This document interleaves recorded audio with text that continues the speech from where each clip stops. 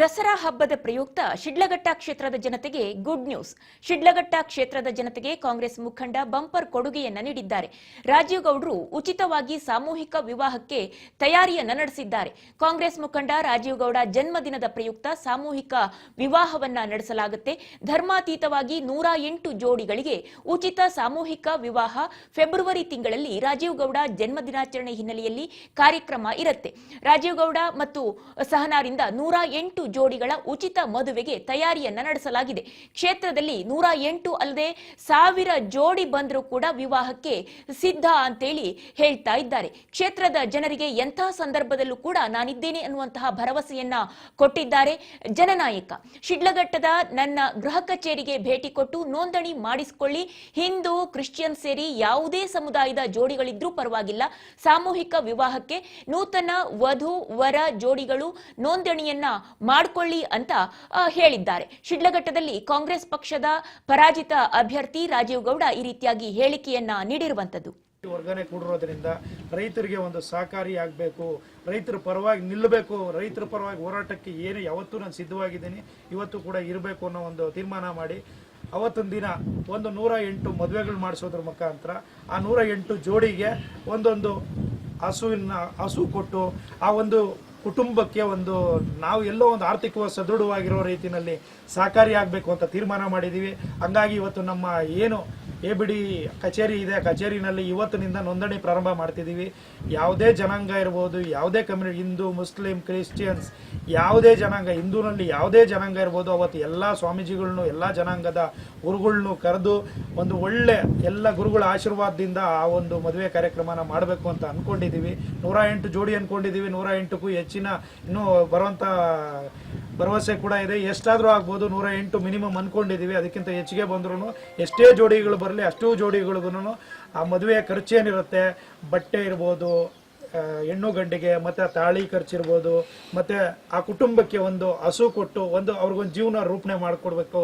ಯಾಕಂದ್ರೆ ಒಂದು ಹಸು ಕೊಟ್ರೆ ಇವತ್ತು ಆ ಹಸುವಿಂದ ಬರುವಂತಹ ಒಂದು ಆದಾಯದಲ್ಲಿ ಅವ್ರ ಜೀವನ ನಡೆಸ್ಕೊಂಡು ಹೋಗ್ಬೋದು ಅನ್ನೋ ಒಂದು ತೀರ್ಮಾನ ಮಾಡಿ ಇದನ್ನ ಇವತ್ತಿನಿಂದ ಈ ಒಂದು ಪ್ರೆಸ್ ಮೀಟ್ ಮಾಡೋದ್ರ ಮುಖಾಂತರನೇ ಪ್ರತಿಯೊಬ್ಬ ನಮ್ಮ ಶಿಡ್ಲಘಟ್ಟ ವಿಧಾನಸಭಾ ಕ್ಷೇತ್ರದ ಎಲ್ಲ ನಮ್ಮ ಕಾರ್ಯಕರ್ತರಿರ್ಬೋದು, ಮುಖಂಡರಿರ್ಬೋದು, ಎಲ್ರಿಗೂ ಈ ಒಂದು ಸಂದೇಶವನ್ನು ಕೊಡ್ತಿದ್ದೀನಿ.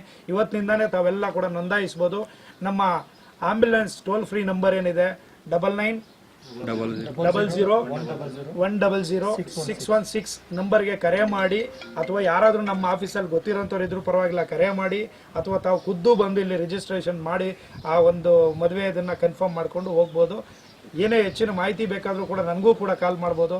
ಎಲ್ರಿಗೂ ಮತ್ತೊಮ್ಮೆ ಹೇಳ್ತಿದ್ದೀನಿ, ಎಲ್ರಿಗೂ ಒಳ್ಳೆಯದಾಗಲಿ, ನಮ್ಮ ತಾಲೂಕು ಸದೃಢವಾಗಿರಲಿ, ಸಕಾಲಕ್ಕೆ ಸರಿಯಾಗಿ ಒಳ್ಳೆ ಮಳೆ ಆಗಲಿ, ಬೆಳೆ ಆಗಲಿ, ಓದ್ತಾ ಇರೋಂಥ ವಿದ್ಯಾರ್ಥಿಗಳಿಗೆ ಎಲ್ರಿಗೂ ಒಳ್ಳೆ ಉದ್ಯೋಗಾವಕಾಶಗಳು ದೊರಕಲಿ, ಎಲ್ರಿಗೂ ಒಳ್ಳೆಯದಾಗಲಿ. ನಮಸ್ಕಾರ. ರೈತನ ಜೀವನ ಅಂತ ರೈತಾಪಿ ವರ್ಗಕ್ಕೆ ಒಳ್ಳೇದಾಗಬೇಕು ಅನ್ನೋ ದೃಷ್ಟಿಯಿಂದ 108 ವಿವಾಹಗಳನ್ನು ಮಾಡಬೇಕು ಅಂತ ಅಂದ್ಕೊಂಡಿದ್ದೀವಿ. ಧನುರ್ಮಾಸ ಅಂದರೆ ಜನವರಿ 15 ಧನುರ್ಮಾಸ ಕಳೀತಿದ್ದಂಗೆ ಒಂದು ಒಳ್ಳೆ ದಿನ ಇಟ್ಟು 108 ಜೋಡಿಗೆ ಮದುವೆ ಮಾಡಬೇಕಂತ. ಗಂಡು ಅಥವಾ ಹೆಣ್ಣು ಶಿಡ್ಲಘಟ್ಟ ತಾಲೂಕಿನವರಾಗಿರಬೇಕು. ಹುಡುಗ ಹುಡುಗಿಯವರು ಯಾವುದೇ ಜಾತಿ ಆಗಿರಲಿ, ಆ ಜಾತಿಯ ಪ್ರಾಮುಖ್ಯತೆಯನ್ನು ಮನದಲ್ಲಿಟ್ಕೊಂಡು ಅದೇ ಜಾತಿಯ ಒಂದು ತಾಳಿಯನ್ನು, ಕೆಲವರು ತಟ್ಟೆ ತಾಳಿ ಇರ್ತಾರೆ, ಕೆಲವರು ಚಿಕ್ಕ ತಾಳಿ ಇರ್ತಾರೆ, ಅವ್ರು ಯಾವ ತಾಳಿ ಹೇಳ್ತಾರೆ ಅದನ್ನು ಬರೆಸ್ಬಿಟ್ರೆ ನಮ್ಮ ಸಂಸ್ಥೆ ಜೊತೆಯಲ್ಲಿ ಅದೇ ತಾಳಿಯನ್ನು ಅವ್ರಿಗೆ ಕೊಡಲಾಗ್ತದೆ. ಹಾಗೂ ಒಂದು ಗೋವನ್ನು, ಯಾಕಂದರೆ ಆ ಕಾಮಧೇನುವನ್ನು ಕೊಟ್ಟರೆ ಆ ಮನೆ ಅಟ್ಲೀಸ್ಟ್ ದುಡ್ಕೋಬೋದು ಅನ್ನೋ ದೃಷ್ಟಿಯಿಂದ ಒಂದು ಗೋವನ್ನು ಉಡುಗೊರೆಯಾಗಿ ಕೊಡಬೇಕು. ಹುಡುಗ ಹುಡುಗಿಗೆ ಬಟ್ಟೆ ಕೊಟ್ಟು ಮಾಂಗಲ್ಯ ಕೊಟ್ಟು ಒಂದು ಗೋವನ್ನು ಉಡುಗೊರೆಯಾಗಿ ಕೊಡ್ತೀವಿ. ಇಡೀ ತಾಲೂಕಿನಾದ್ಯಂತ ಪ್ರತಿಯೊಬ್ಬರಲ್ಲಿ ಮನವಿ ಮಾಡ್ಕೊತಾ ಇದ್ದೀನಿ, ನಮ್ಮೆಲ್ಲ ಮುಖಂಡರಲ್ಲಿ ಮನವಿ ಮಾಡ್ಕೊತಾ ಇದ್ದೀನಿ. ಯಾವುದಾದ್ರೂ ಅಂಥ ಜೋಡಿ ಇದ್ದರೆ ದಯವಿಟ್ಟು ನಮ್ಮ ಸಂಸ್ಥೆ ಜೊತೆ ನೋಂದಾಯಿಸ್ಕೊಂಡಲ್ಲೇ ಆಗಿದೆ. ನಾವು ಅವ್ರನ್ನ ಸಂಪರ್ಕಿಸಿ ಅವ್ರು ಏನು ಹೇಳ್ತಾರೆ ಅದನ್ನು ತಿಳ್ಕೊಂಡು ಅದಕ್ಕೆ ಅನುಗುಣವಾಗಿ 108 ಮದುವೆಗೆ ನಾವು ಯಾವ ರೀತಿ ವ್ಯವಸ್ಥೆ ಮಾಡ್ಕೋತೀವಿ. ಈ ದಿನದಿಂದ ಇವತ್ತಿಂದ ನಮ್ಮೆಲ್ಲ ಮುಖಂಡರುಗಳು, ಕಾರ್ಯಕರ್ತರು ಅದ್ರ ಬಗ್ಗೆ ಗಮನ ವಹಿಸಿ ಕೆಲಸ ಮಾಡಬೇಕು ಅಂತ ಕೇಳ್ಕೊತಾ ಇದ್ದೀನಿ. ಮತ್ತು ರಾಜೀವ್ ಗೌಡ ಸಾಹೇಬರು ಬಹಳಷ್ಟು ಹಗಲಿರುಳು ಶ್ರಮಿಸಿದ ಕ್ಷೇತ್ರಕ್ಕೋಸ್ಕರ ಕ್ಷೇತ್ರ ಜನತೆಯ ಒಂದು ಪರವಾಗಿದ್ದಾರೆ ಮೇಡಮ್. ಇದ್ರ ಬಗ್ಗೆ ಮೇಡಮ್ ಹೇಳೋದಾದ್ರೆ ಸರ್ ನೀವು ಇವತ್ತು ನೋಡೋಕೆ ಹೋದರೆ ಇವತ್ತಿವರೆಗೂ ಯಾರೇ ಕಷ್ಟ ಅಂತ ಬರಲಿ ಅವ್ರು 10 ರೂಪಾಯಿ ಸಹಾಯ ಕೇಳಿದ್ರೆ 1 ರೂಪಾಯಿ ಮಾಡ್ತಾ ಬಂದಿದ್ದಾರೆ. ಇವತ್ತು ಅಷ್ಟೇ ಅವರು ರೈತರ ಪರವಾಗಿಯೇ ನಿಂತಿದ್ದಾರೆ. ರೈತರ ಪರವಾಗಿ ಏನು ಹೋರಾಟ ನಡೀತಾ ಇದೆ, ಫಲವತ್ತಾದ ಭೂಮಿಗಳು ಅದನ್ನೆಲ್ಲ ಉಳಿಸ್ಕೊಡೋ ದೃಷ್ಟಿನಲ್ಲಿ ಅವ್ರ ಕೈಯಲ್ಲಾದಂಥ ಒಂದು ಪ್ರಾಮಾಣಿಕವಾದ ಪ್ರಯತ್ನವನ್ನು ಮಾಡ್ತಾ ಇದ್ದಾರೆ. ಅವರ ಪ್ರಯತ್ನಕ್ಕೆ ಎಷ್ಟೋ ಒಂದು ಅಡ್ಡಗಾಲುಗಳು ಬರ್ತಾ ಇದೆ, ಬಟ್ ಎಲ್ಲದೂ ಆ ಭಗವಂತನ ಹತ್ರ ಲೆಕ್ಕ ಇರುತ್ತೆ. ಆ ಭಗವಂತ ಎಲ್ಲವನ್ನು ನೋಡ್ಕೊತಾನೆ ಅಂತ ನಾನು ನಂಬಿದ್ದೀನಿ. ಮೇಡಮ್, ಈಗ ಸಹನಾ ರಾಜೇಗೌಡ ಸಹ ರಾಜೇಗೌಡಗೆ ಬಹಳಷ್ಟು ಬೆನ್ನೆಲುಬಾಗಿ ನಿಂತು ಕ್ಷೇತ್ರಕ್ಕೆ ಬಹಳಷ್ಟು ಕಾರ್ಯಗಳಿಗೆ ಬಹಳಷ್ಟು ಹೋಗ್ತಿದ್ದಾರೆ, ಬರ್ತಿದ್ದಾರೆ ಮತ್ತು ಹಲವಾರು ಸಮಾಜಮುಖಿ ಕೆಲಸ ಮಾಡ್ತಿದ್ದಾರೆ ಮೇಡಮ್. ಸರ್ ಈಗ ನೋಡೋಕೆ ಹೋದ್ರೆ ನಾನು ಒಬ್ಬಳೇ ಅಂತ ಅಲ್ಲ, ಈಗ ಎಷ್ಟೋ ಕಡೆ MLAಗಳಿಗೆ ಅವ್ರ MLA ಹೆಂಡತಿಗಳು ಅವ್ರಿಗೆ ಸಹಾಯ ಕೊಡ್ತಾರೆ. ಇಲ್ಲಾಂದರೆ ಪಾಪ ಅವರೊಬ್ಬರು ತಾನೇ ಏನಾದ್ರೆ ಮಾಡೋಕ್ಕಾಗತ್ತೆ. ಎಷ್ಟೋ ಕಾರ್ಯಕ್ರಮಗಳಿರುತ್ತೆ, ಅವರೆಲ್ಲೋ ಬ್ಯುಸಿ ಇರ್ತಾರೆ, ಅವ್ರೇನು ಮಾಡೋಕ್ಕಾಗಲ್ಲ. ನಾನು ಏನು ಹೇಳ್ಬೇಕಂದ್ರೆ ನಮ್ಮ ಶಿಡ್ಲಘಟ್ಟದ ಜನತೆ ನನ್ನ ಮನೆ ಮಗಳಾಗಿ ಸ್ವೀಕರಿಸಿದ್ದಾರೆ. ನಾನು ಎಲ್ಲೇ ಹೋದರೂ ನನಗೇನು ಭಯ ಇಲ್ಲ, ಯಾಕಂದರೆ ನನ್ನ ಅಣ್ಣಂದ್ರು ನನ್ನ ಕಾಪಾಡ್ತಾ ಇರ್ತಾರೆ. ಹಾಗಾಗಿ ನಾನು ಆರಾಮಾಗಿ ಈ ಕ್ಷೇತ್ರದಲ್ಲಿ ಕೆಲಸ ಮಾಡ್ತಾ ಇದ್ದೀನಿ. ಇವತ್ತು ತುಂಬ ಹೆಮ್ಮೆಯಿಂದ ಹೇಳ್ಕೊತೀನಿ, ನಾನು ಈ ಶಿಡ್ಲಘಟ್ಟದ ಮಗಳು.